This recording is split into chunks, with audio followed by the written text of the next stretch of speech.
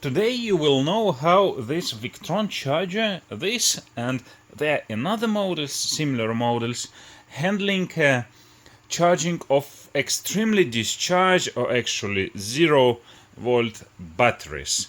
So the story behind this is the following. I've been testing this battery with this rig designed by me. You can watch the first series in this the first episode in this series about this rig. I was testing to see what is the real capacity of this old battery or reserve capacity by the standard. You can watch my first episode in this series about meaning of these numbers, about reserve capacity and how to test according to standard. And as a part of this testing, I left this battery for a night, and when I come here I found that it's 0. So and then I decided, okay, let's then test the charger, how it's handled, the charging of this battery, and make this separate video. Everything without a script, so you will see this part now. It will start from how I discovered that the battery is 0. That's what we see on the next day. The shunt is shut off. I think everything is bad.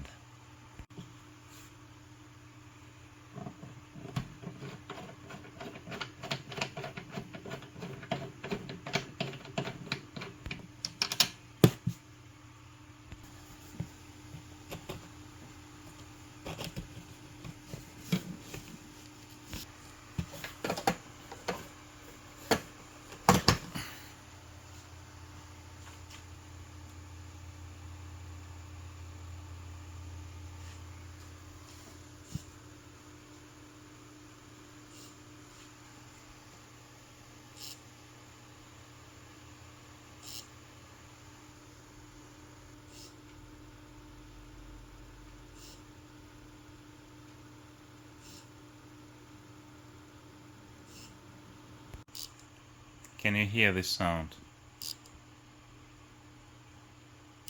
So I think we are also testing a charge on a dead battery.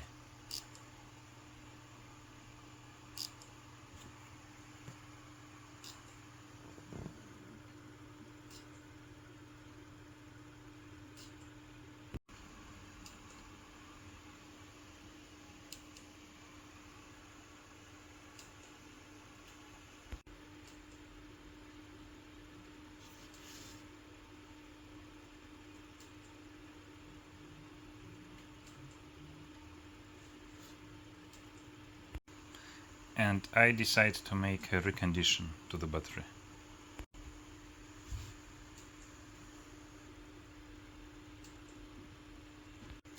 So, and here is a warning that only use when it was deeply discharged, yeah, and our battery is discharged till the death. And as I understand, the Victron chargers, they need to be restarted through the power in order to enable the new program. Even no disconnection from the battery is enough. If I'm not right, let me know in comments. And we see the SmartShunt is attempting to start too. Consumed 44. Well, interesting, but we will see soon.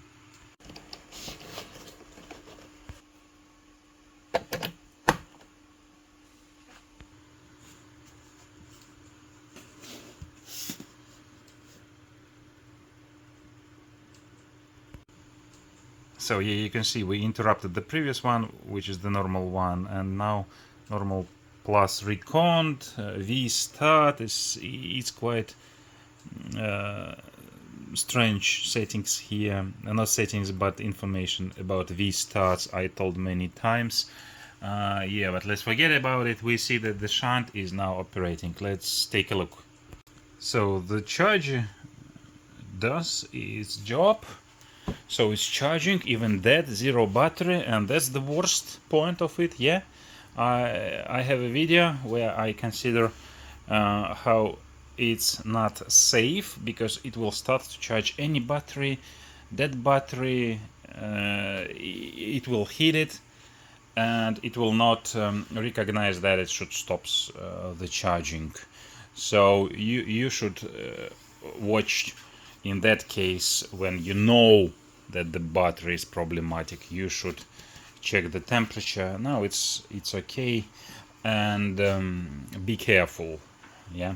So okay, let's wait and see how much energy the charger will put to this battery, how long it takes, and let's see what next. So let's evaluate situation with temperature. It is in Celsius, so the charger is about 40 degrees Celsius. Yeah, it's kind of hot, but the battery is fine, and actually no more than 30 degrees Celsius. Yeah, I cannot find any really hot spots here. 27, 30, so if I remember right, it's about 85 Fahrenheit, but you can convert yourself. So, and my rig, yeah, the heating is there on the fuse, of course, here on the charging contact. In general, it's fine. It's just about 20 Celsius. Yeah. And so in the app we can see the shunt shows already 100% state of the charge, which is of course not true. It cannot be true when it is configured according to the 75, consider it as 100%, etc., etc. So of course it cannot work, and I actually plan to record a separate video about shunt, what it can do, what it can't, so subscribe to see it. But yeah, we will get back to this later. We see that we are still in the bulk charge. It's about 1 day from yesterday, but not from the charging. We can see here when we started charging and how many amperes hours we provided to the battery in the bulk mode. For about 7 hours, about 47 amperes per hour. Let's make a conclusion later, yeah, because our new 100% capacity is around 33, but it's not till 0 volts, it's still till 10.5 volts. So yeah, let's just don't make any conclusions and see how it ends. Okay, nice. Now in 9 p.m. I see it's blinking slower, means it has changed from the bulk to absorption mode, that we can see here. The current is now smaller, 2 amperes, and I can keep it safe till tomorrow, and we continue tomorrow. And by the way, let's check the history here. I already checked my settings, so the charging is limited by the bulk charge for 1 day, and we didn't reach 1 day, so the bulk finished not because it triggered the limit, but because it's enough voltage reached on the battery. So, and it was in the bulk 7 hours 21 minutes and added 15 amperes hours. So now it's in the absorption that is limited to 8 hours, but if I remember right, it's not hard limit anyway. So tomorrow we will get it charged and we will review the history, and then we will figure out a new experiment, something like that. So after the night the battery is charged. We can judge this by this LED, constant lead. It's cold, fine. So the shunt is blinking. I will now synchronize it, but I will not show this in this video because I plan to continue testing this battery to put the real capacity into the shunt. It will go to the next episode. Subscribe if you are not yet. I just tell about this because probably we need this information soon. But the main, our main interest in this video, what was there.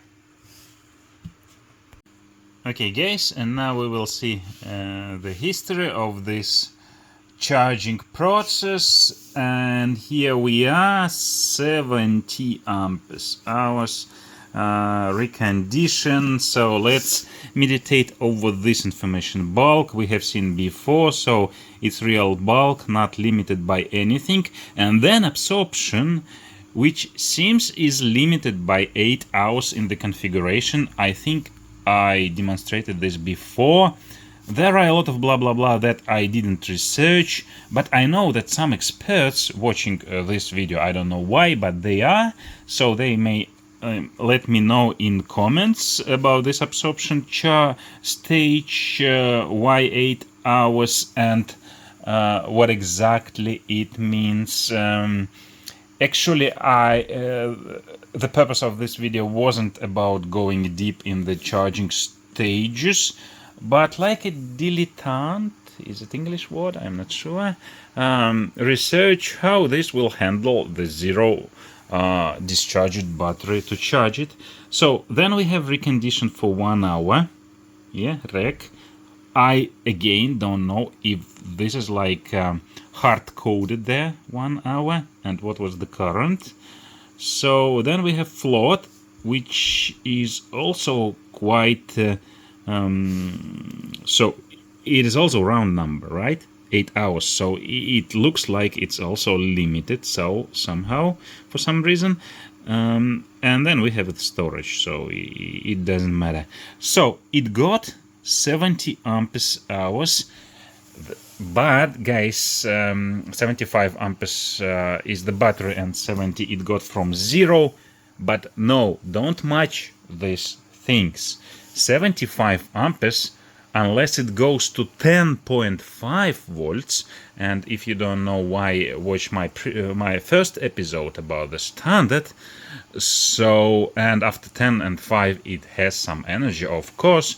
So, and it dropped to 0, fully 0, because one night we discharged it under the load, and it got 70 amps hours. And I think that's all for this video, but the most interesting, if this battery is okay, not okay for 75 amps hours, but for 33 amps hours that we, I think not in this video, but in the next video we calculate this, why 33. So, and I am going to test it again with the new capacity, monitoring through this shunt, if it works. So subscribe if you are not yet, like this video if you like if you dislike, why not. Bye.